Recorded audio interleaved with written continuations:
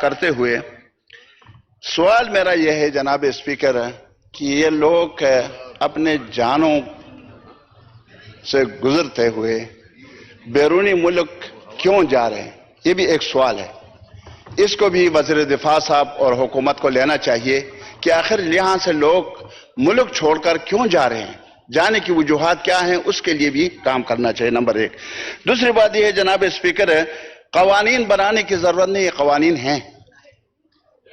لیکن قوانین پر عمل درآمد نہیں ہے جناب اسپیکر۔ قوانین ہمارے موجود ہیں، ہر آپ قانون کی کتاب کو آپ اٹھا کر دیکھیں، اس کے لیے بھی، انسانی سمگلنگ کے لیے بھی، ڈاکہ زانی کے لیے بھی، یعنی کوئی بھی جرم ہو اس کے لیے فوجداری قانون میں کوئی نہ قانون موجود ہوتا ہے۔ یہ الگ بات ہے کہ اس پر عمل درآمد نہیں ہو رہا۔ جناب اسپیکر، اس میں سب سے بنیادی کردار جو ہے وہ ایجنسیوں کا ہے۔ اب ہمارے ملک میں 25 ایجنسیاں کام کر رہی ہیں، 25 ایجنسیاں،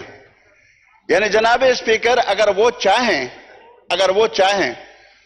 تو جرائم کی بےخانی ہو سکتی ہے ایجنسیوں کے ذریعے سے، FIA کے ذریعے سے، پولیس کے ذریعے سے۔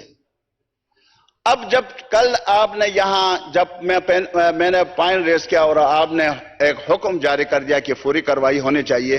1 بجے سے گرفتاری شروع ہو گئی، تو ان کو پتا تھا نا جی یہ کون لوگ کر رہے ہیں، کہاں کہاں رہتے ہیں، ان کے فون نمبر کیا ہیں، یہ سب پتا تھا ان کو۔ فوراً 11 بجے ایک واقعہ ہم یہاں قومی اسمبلی میں اٹھاتے ہیں اور 1 بجے جو ہے 1 بجے کے بعد گرفتاریاں شروع ہو جاتی ہیں۔ جناب اسپیکر، یہ ایک سوالیہ نشان ہے، یہ ایک سوالیہ نشان ہے۔ اور ہمارے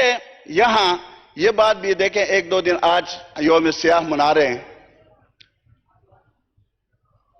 یوم سیاہ میرے خیال میں منانا چاہیے یا نہیں منانا چاہیے وہ الگ بات ہے،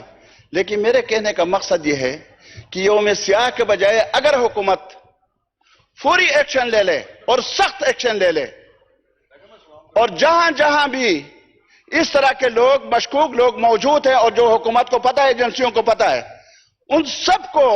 گرفتار کر کے جس طرح ان کی ریمانڈ کا جو طریقہ ہے وہ اگر ان کو ریمانڈ دے دیں تو میں قسمی طور پر یہاں کہہ سکتا ہوں کہ یہی لوگ تمام اس جو ان کے ساتھ جڑے ہوئے لوگ ہیں ان سب کو وہ نام بھی بتا دیں گے، علاقے بھی بتا دیں گے، سب کچھ ہوگا اور اس کے بعد عمل درآمد۔ جناب اسپیکر، میں آپ سے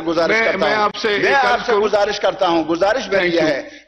میری یہ ہے کہ خدا کے لیے یہاں لا اینڈ آرڈر کا مسئلہ جو ہے یہ اس وجہ سے ہے کہ یہاں قانون پر عمل